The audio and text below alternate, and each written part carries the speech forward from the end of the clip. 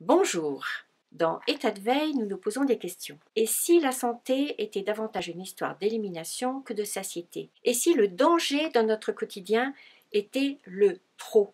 Et si nous nous laissions empoisonner par les excès en tout genre? Dans les 4 premiers épisodes d'État de veille, j'ai insisté sur pas trop.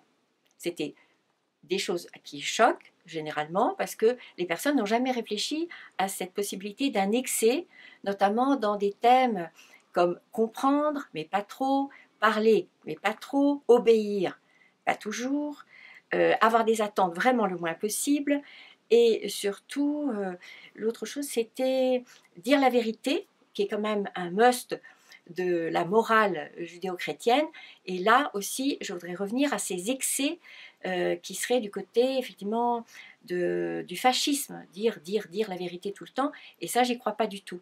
Donc, dire la vérité avec prudence. Bien sûr que je vais prolonger les questionnements, les questions autour d'état de veille sur d'autres couleurs qui seraient cette fois-ci non pas trop, mais à volonté.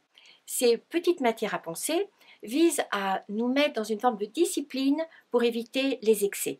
Mais pas question d'aller sur le pôle opposé qui serait excès à ce moment-là de contraintes, de sérieux, de choses qui seraient un évitement d'être dans la réalité de la vie avec ses plaisirs, avec ses délires, avec tout ce qui en fait le charme aussi.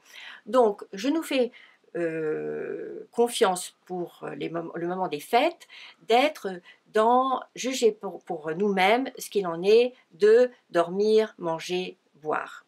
État de veille, c'est donc une petite collection de pépites, d'idées à regarder autrement au microscope, de recommandations, de réflexion comme ça un peu tout azimut, mais sans aucune prétention. Je partage simplement ce qui a été l'objet de mes expériences, de ce que j'ai découvert sur le bord de la route, de ce que j'ai trouvé sans doute du poison aussi, et ce que je voudrais dénoncer ici.